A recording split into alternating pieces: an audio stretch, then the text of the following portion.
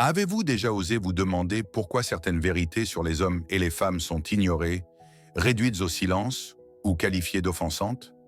Pourquoi, malgré tout ce que l'histoire, la psychologie et l'expérience nous ont montré, nous continuons d'insister sur le fait que les hommes et les femmes sont fondamentalement les mêmes, non seulement en valeur, mais aussi en nature, en motivation et en désir? Carl Jung n'était pas d'accord avec cette illusion. Il croyait que sous nos masques collectifs, sous les rôles sociaux et les attentes polies, il existe des forces primordiales, des schémas psychologiques profondément enracinés qui façonnent la manière dont les hommes et les femmes se voient, se désirent et ne parviennent pas à se comprendre. Il appelait ces forces des archétypes, et l'un des plus importants et des plus méconnus est l'anima, l'image féminine au sein de la psyché masculine. Alors que des philosophes comme Schopenhauer voyaient les femmes à travers le prisme de la biologie et de l'instinct, Carl Jung regardait plus loin. Il a compris qu'une grande partie de ce que les hommes croient des femmes et de ce que les femmes attendent des hommes ne provient pas d'une compréhension rationnelle mais d'une projection.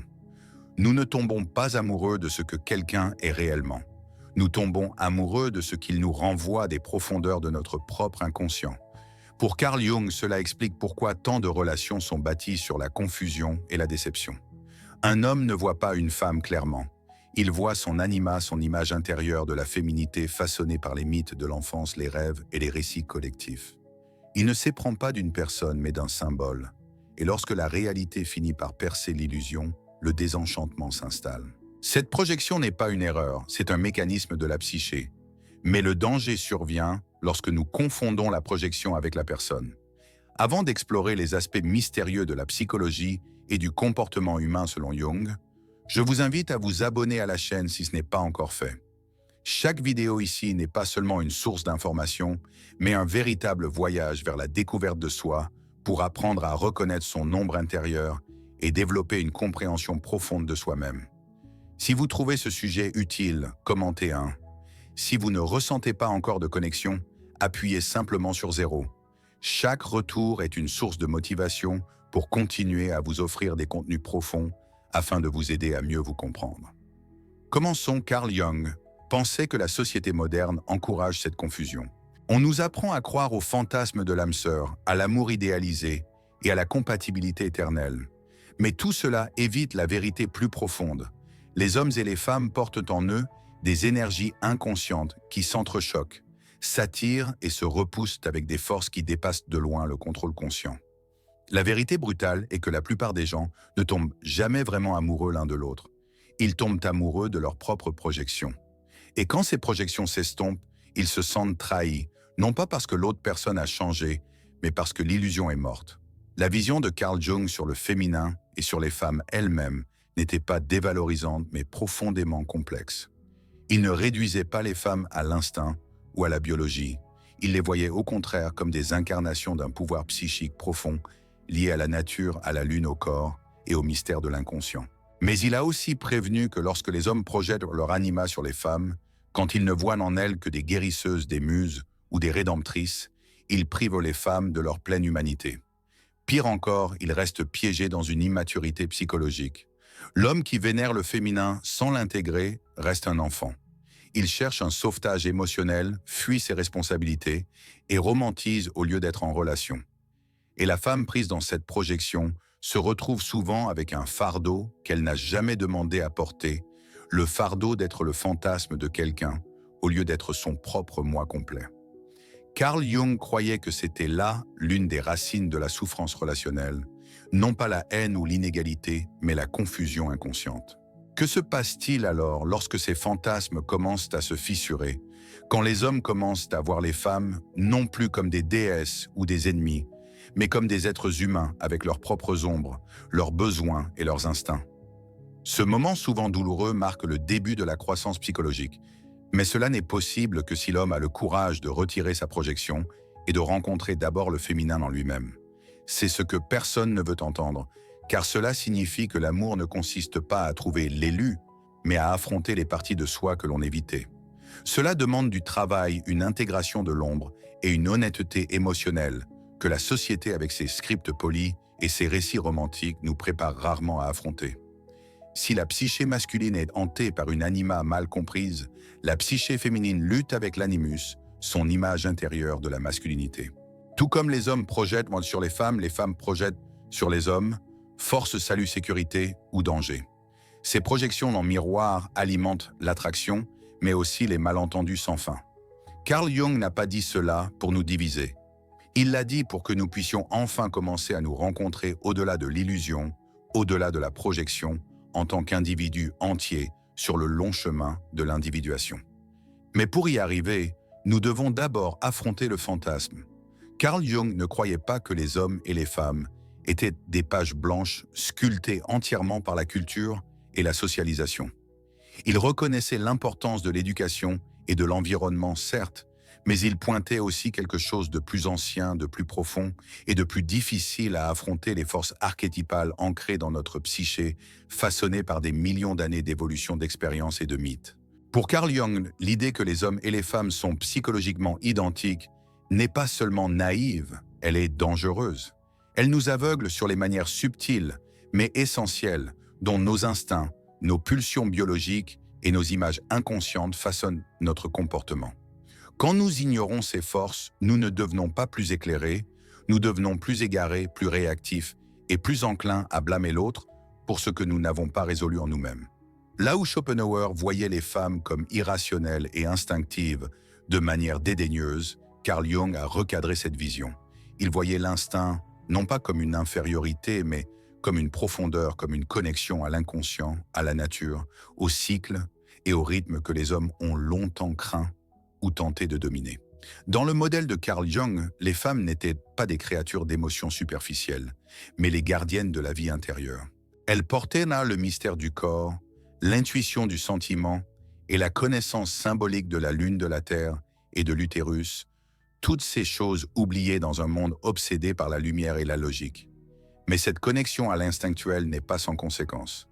Carl Jung soutenait que tout comme les hommes sont souvent séduits par l'illusion du contrôle, les femmes peuvent être dépassées par le flux de l'émotion. Les deux sexes souffrent lorsqu'ils perdent l'équilibre, lorsque l'esprit conscient est dominé par ce qui se cache en dessous. Chez la femme, un animus non intégré peut apparaître sous forme de rationalité froide, de critique acerbe ou de possessivité.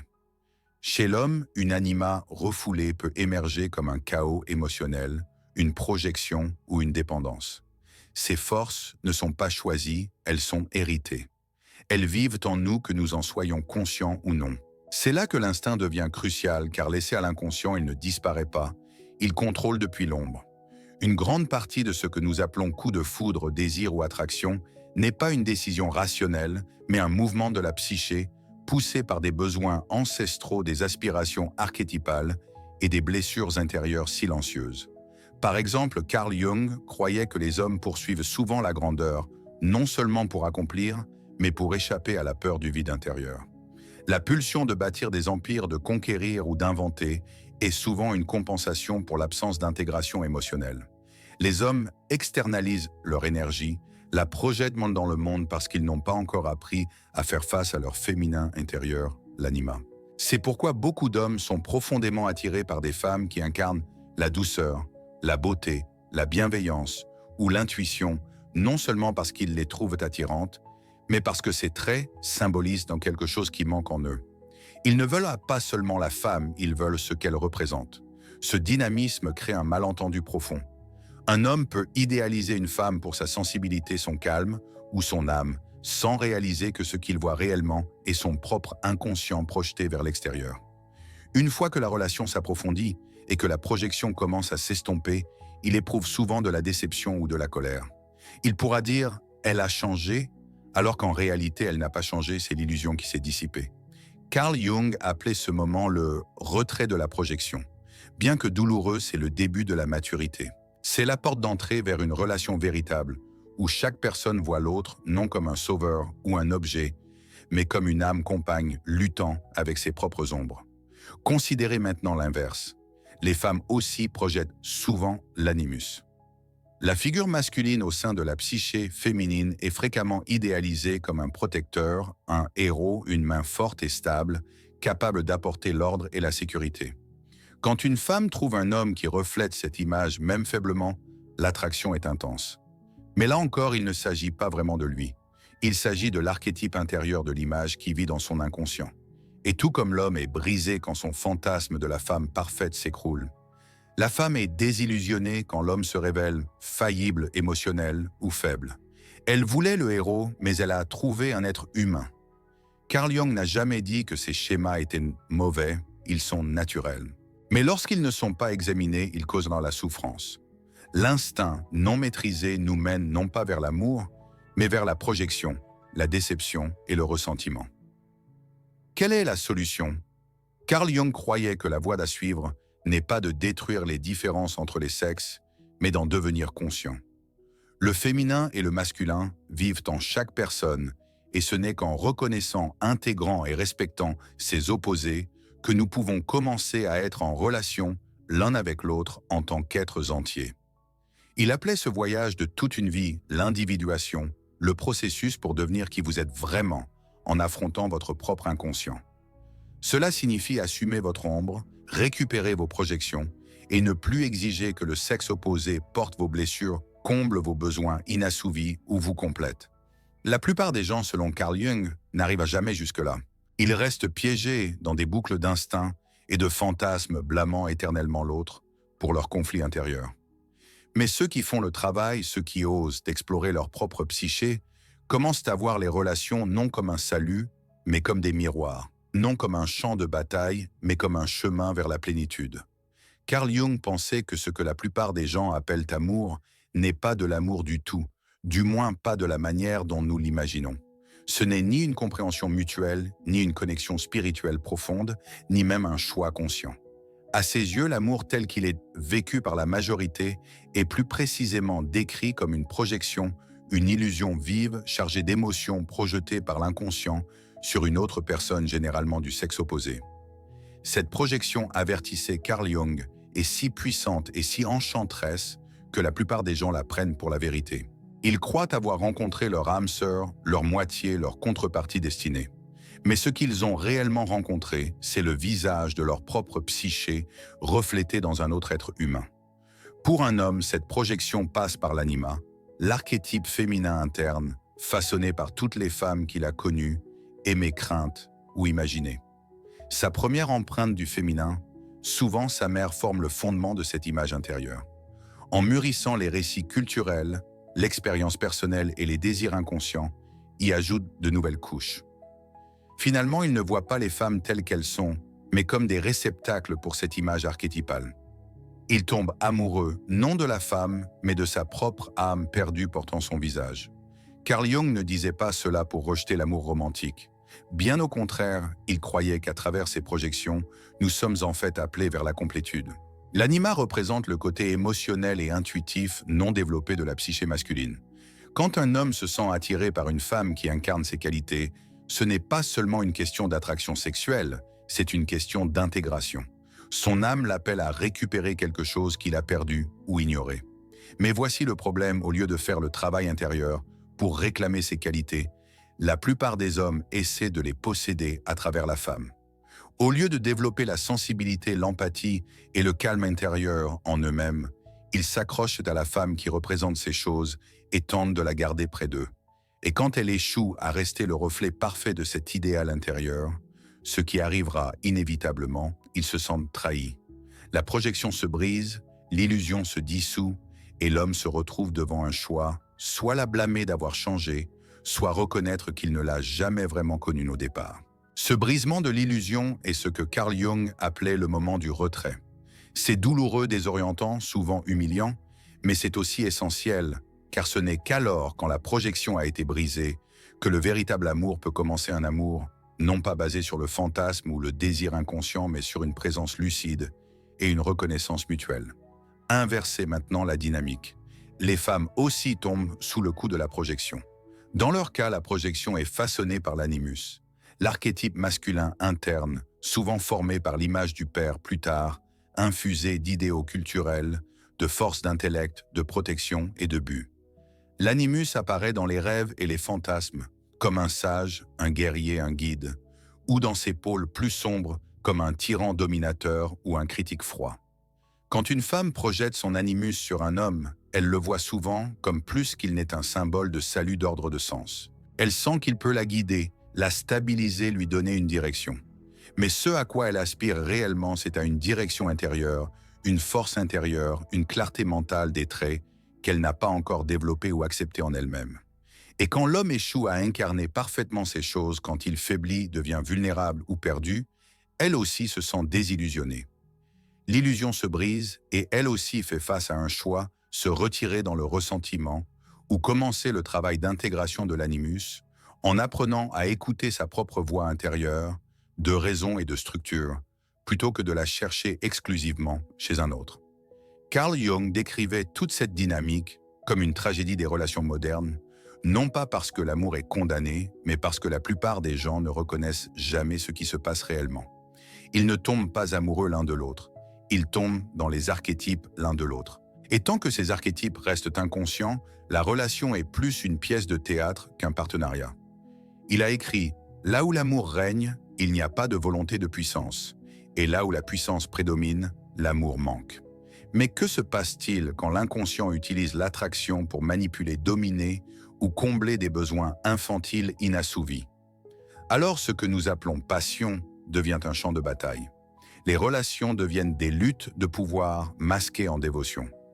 Nous poursuivons ce qui nous manque, contrôlons ce que nous craignons et nous utilisons mutuellement pour éviter de nous rencontrer nous-mêmes. C'est ici que le concept de l'ombre de Carl Jung devient crucial.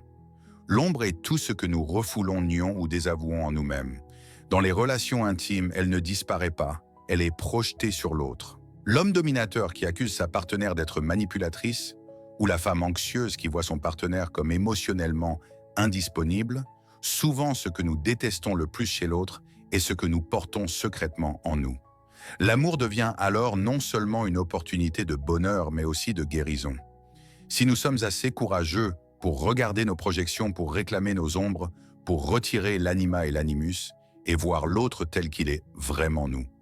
Commençons alors le chemin lent et douloureux vers une véritable intimité. Pas le fantasme, pas la possession, mais la présence.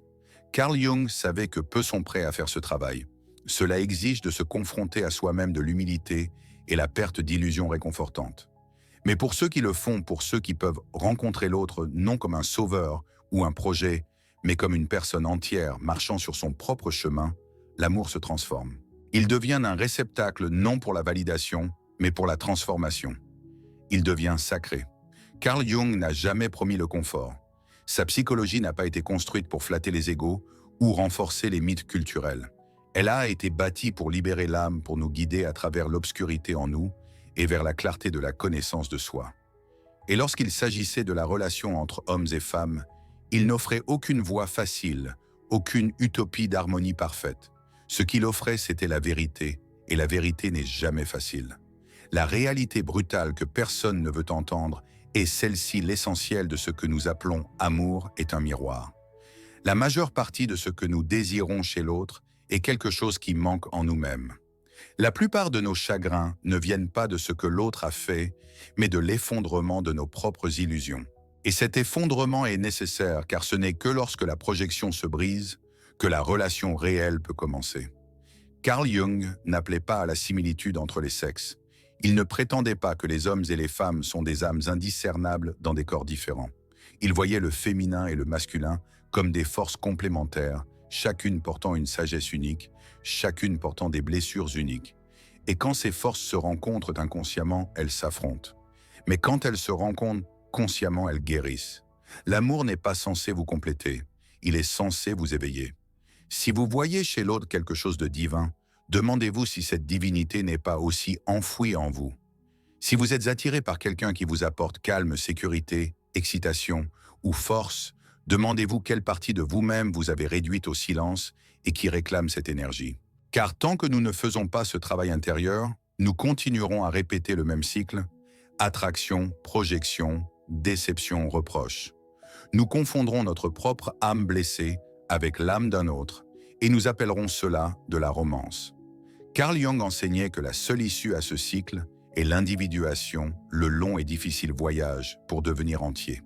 Cela signifie rencontrer votre anima, intégrer votre animus, affronter votre ombre, récupérer vos projections et vous tenir debout non pas comme une demi-personne en quête de complétude, mais comme une personne entière prête à en rencontrer une autre, non pour sauver ou être sauvé, mais pour partager le chemin. Ce n'est pas un amour sentimental, ce n'est pas un amour de conte de fées, ce n'est pas un amour confortable, c'est l'amour véritable. Et dans un monde qui se noie dans les illusions, c'est peut-être la chose la plus rare qui soit. Merci d'avoir regardé cette vidéo jusqu'à la fin. Comment vous sentez-vous après cette exploration d'aujourd'hui? Qu'est-ce qui vous a le plus inspiré ou marqué? N'hésitez pas à partager vos impressions dans les commentaires afin que nous puissions connaître vos réflexions. Et si cette vidéo vous offre une nouvelle perspective sur vous-même ou sur la psychologie humaine, n'oubliez pas de laisser un like et de vous abonner à la chaîne pour ne manquer aucune des prochaines explorations. Chaque soutien, chaque retour est une véritable source de motivation pour continuer à vous proposer des contenus profonds, fidèles à l'esprit de Carl Jung, afin de vous aider à mieux vous comprendre pas à pas. Merci et à très bientôt dans la prochaine vidéo.